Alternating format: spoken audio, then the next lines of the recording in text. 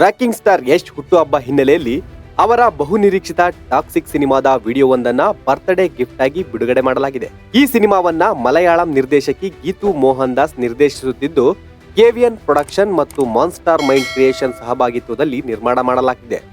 ಈ ಸಿನಿಮಾ ಇದೇ ವರ್ಷ ಬಿಡುಗಡೆಯಾಗುವ ಸಾಧ್ಯತೆ ಕೂಡ ಇದೆ.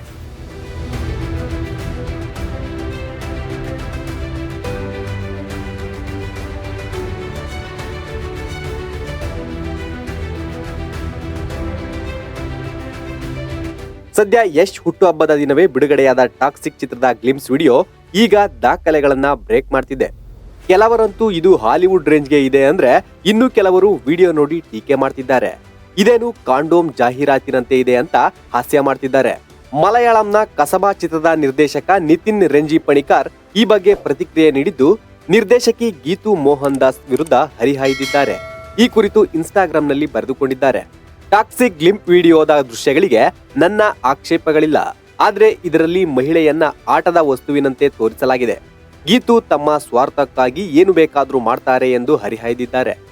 ಇದಕ್ಕೆ ಅಸಲಿ ಕಾರಣ ಏನಂದ್ರೆ, ನಿತಿನ್ ಕಸಬಾ ಚಿತ್ರದಲ್ಲಿ ಮಹಿಳೆಯರನ್ನ ಕೆಳಮಟ್ಟದಲ್ಲಿ ಸ್ತ್ರೀ ವಿರೋಧಿಯಾಗಿ ತೋರಿಸಲಾಗಿದೆ ಎಂಬ ಆರೋಪಗಳನ್ನ ಈ ಹಿಂದೆ ಎದುರಿಸಿದ್ರು. ಇದರ ಬಗ್ಗೆ ಚಲನಚಿತ್ರೋತ್ಸವದ ವೇದಿಕೆ ಮೇಲೆಯೇ ಗೀತು ಮೋಹನ್ ದಾಸ್ ಚಿತ್ರದ ಹೆಸರು ಹೇಳಿ ಹರಿಹಾಯ್ದಿದ್ದರು. ಅಂದು ಗೀತು ಹೇಳಿದ ಹೇಳಿಕೆಗೆ ಈಗ ನಿತಿನ್ ತಿರುಗೇಟು ನೀಡಿದ್ದಾರೆ ಎನ್ನಲಾಗ್ತಿದೆ.